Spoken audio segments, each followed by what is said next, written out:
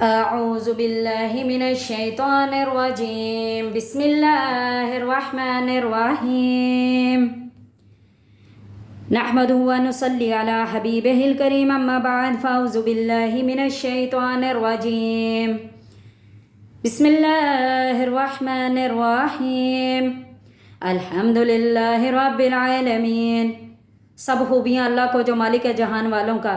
अर्रहमान अर्रहीम बहुत मेहरबान रहमत वाला। मालिक यौमिद्दीन रोज़े जज़ा का मालिक। इय्याका नअबुदु व इय्याका नस्तईन हम तुझी को पूजें और तुझी से मदद चाहें। इहदिनस सिरातल मुस्तकीम हमको सीधा रास्ता चला। सिरातल्लज़ीना अनअमता अलैहिम रास्ता उनका जिन पर तूने एहसान किया। गैरिल मग़दूबि अलैहिम वलद्दाल्लीन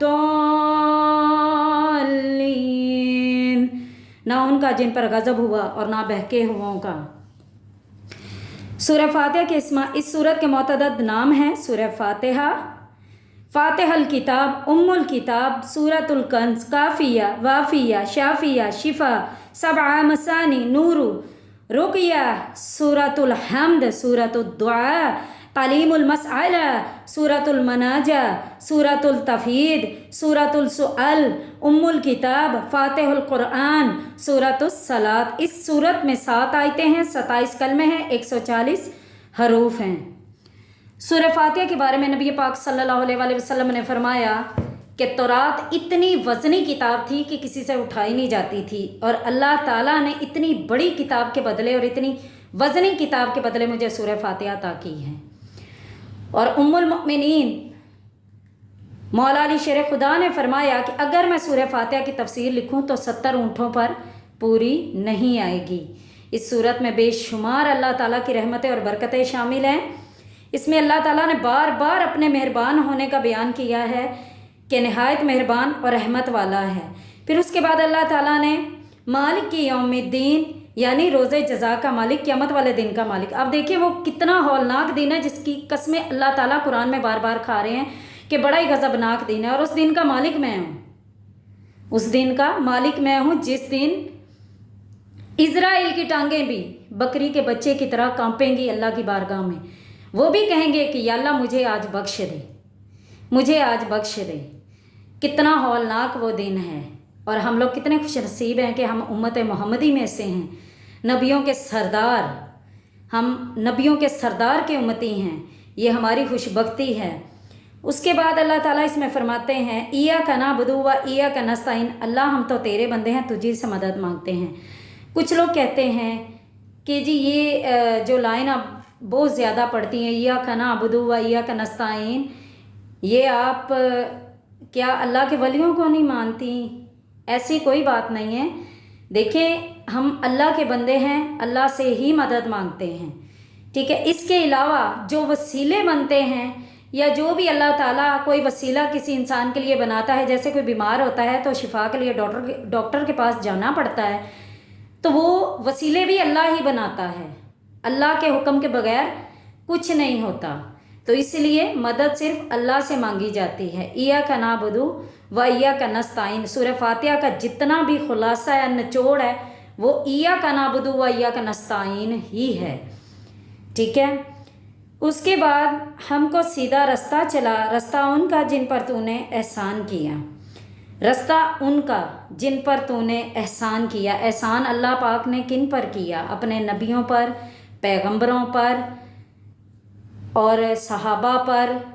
फिर उसके बाद शोहदा, करबला शोहदा जो थे, फिर तबा ताबाइन, कुतब, अब्दाल, जितने भी अल्लाह ताला के चुने हुए बंदे हैं वो सारे इसी लिस्ट में आ जाते हैं। तो दुआ ये की जाती है कि अल्लाह हमें भी उनके रास्ते पर चलने की तौफीक अता फरमा।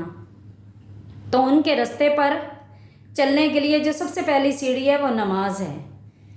फिर उसके बाद ना उनका जिन पर तेरा गज़ब हुआ और ना जो गुमराह हो गए, जिन पर तेरा गज़ब हुआ। गज़ब किन पर हुआ? फ़िरौन पर, शद्दाद पर, नमरूद पर, हम्मान पर, अबू जाहल, अबू हेम।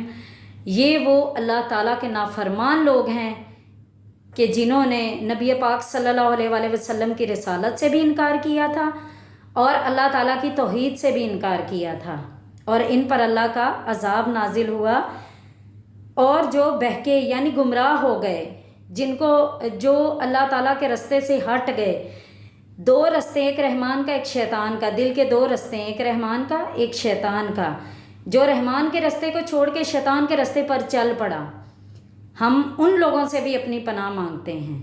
تو سورہ فاتحہ جو ہے اس میں قیامت کا بیان بھی آ گیا، اس میں اللہ تعالیٰ کی توحید کا بیان بھی آ گیا، اس سے اللہ سے مدد مانگنے کا بھی بتا دیا گیا، طریقہ بتا دیا گیا، ایاک نعبد و ایاک نستعین۔ جب بندہ مصلی پہ کھڑا ہو کے کہتا ہے ایاک نعبد و ایاک نستعین، تو اللہ اس کے سامنے آ جاتا ہے، اللہ اس کے سامنے آتا ہے، اور پھر وہ ایسا لمحہ ہوتا ہے کہ اگر کوئی انسان اس وقت نظر اٹھا کے دیکھ لے یا اسے پتہ چل جائے کہ میرے سامنے اس وقت کون سی ہستی ہے، تو ساری عمر انسان سجدے سے سر نہ اٹھائے، کیونکہ جب انسان نماز کے لیے کھڑا ہوتا ہے تو اللہ تعالیٰ خود اپنے بندے کے پاس آ جاتے ہیں۔ تبھی تو نماز کو مومن کی معراج کہا گیا ہے کہ نماز میں ہی آپ کو اللہ تعالیٰ سے ملاقات ہوگی۔ جب نبی پاک صلی اللہ علیہ وآلہ وسلم گئے عرش پہ تو اللہ تعالیٰ سے ملاقات ہوئی، تو ملاقات میں اللہ تعالیٰ نے فرمایا محبوب آئے ہو تو کیا لائے ہو؟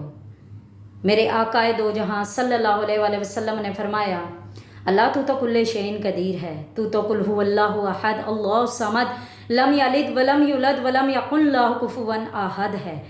اللہ میں آتا تو کیا لاتا؟ اللہ تعالیٰ نے فرمایا محبوب آئے ہو تو کیا لائے ہو؟ میرے آقا نے فرمایا التحیات للہ والصلوات للہ والطیبات للہ، اللہ میری قولی عبادت تیرے لیے، میری بدنی عبادت تیرے لیے، میری مالی عبادت تیرے لیے۔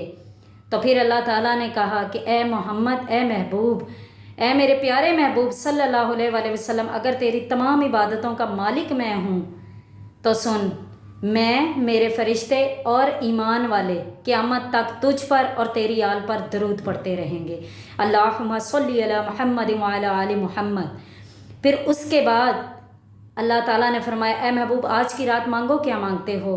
تو قربان جاؤں، ہم یہاں سے کسی دوسرے شہر چلے جائیں تو ہمیں بھول جاتا ہے کہ ہم گھر سے کیا لینے نکلے تھے یا ہمیں کسی نے کوئی پیغام دیا تھا۔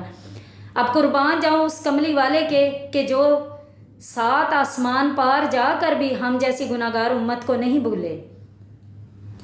تو میرے آقا نے وہاں بھی کہا یا اللہ میری امت کو بخش دے، تو اللہ تعالیٰ نے فرمایا اے محبوب جا کے اپنی امت سے کہہ دو رب اجعلنی مقیم الصلاۃ من ذریتی ربنا وتقبل دعاء ربنا اغفر لی ولوالدی وللمؤمنین ویوم یقوم الحساب۔ یہ دعا سکھائی گئی۔ تو یہ ساری جو دعا ہے یہ نماز میں آ جاتی ہے، اور جو سورہ فاتحہ ہے وہ پوری نماز کا نچوڑ ہے، ایاک نعبد و ایاک نستعین۔